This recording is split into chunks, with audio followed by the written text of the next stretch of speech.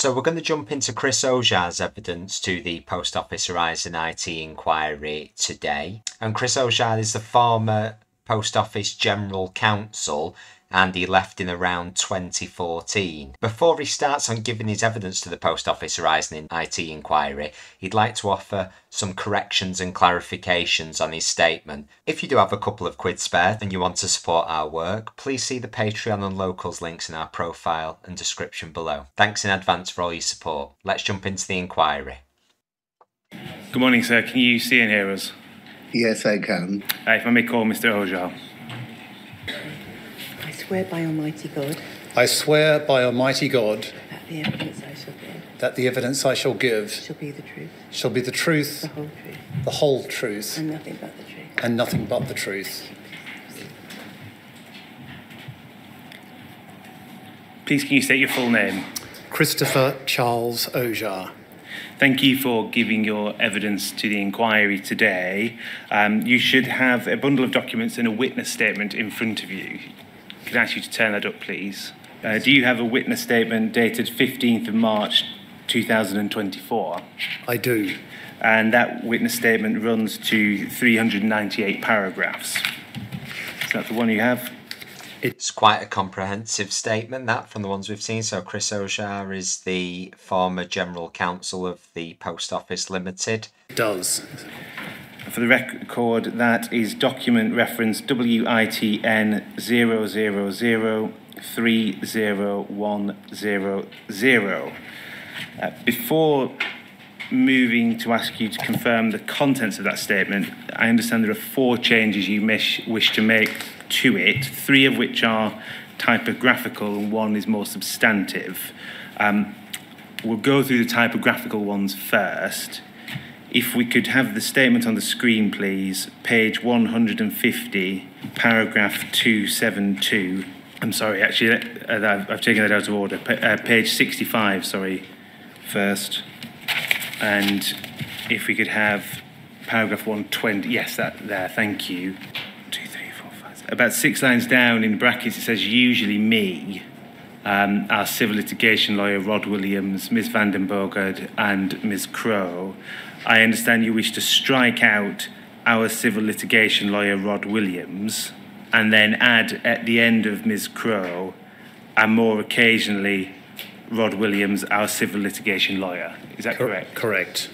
Could we then turn, please, to page 166, paragraph 298. Just over halfway down, the word management appears at the start of the line in quotation marks. At the start of that sentence is, normally I would understand management to include the board, and I understand you want to insert a not, so it reads, normally I would understand management not to include the board. Correct. And the final typographical one, sorry, again, I've gone out of order, is page 150. I mean, they might be typographical so far, but they do change somewhat the substance of what is being said in the statement there. But agreed that they're probably typos with the odd miss of a word, but nevertheless a word which changes the significance of the statements made. Paragraph 272, I think we can all see what it is already. In other words, as at 3rd June 2024, that should be 2014, is that correct? Correct. I think that concludes the typographical changes. If we could now turn, please, to page 42, paragraph 87. This sets out that, to the best of my recollection, I did not authorise any prosecutions during my time at Post Office Limited, and as it would have been an unusual course of action for me professionally, I believe it is something I would remember had I done so. I understand you want to make a clarification to that following receipt of further documents from the inquiry, which you did not have when you drafted this statement. I do. Could you make that clarification, please? So the full sentence should now read, to the best of my recollection, I did not authorise any prosecutions during my time at POL that was based on evidence derived from the Horizon system, and any references in this statement to a moratorium on prosecutions is confined to Horizon-based prosecutions, unless stated otherwise. So that's a reasonably significant change from I didn't authorise any prosecutions to none based on the Horizon system. We know there did become a point where Post Office stopped prosecutions based on the Horizon system in the mid to late 2010s.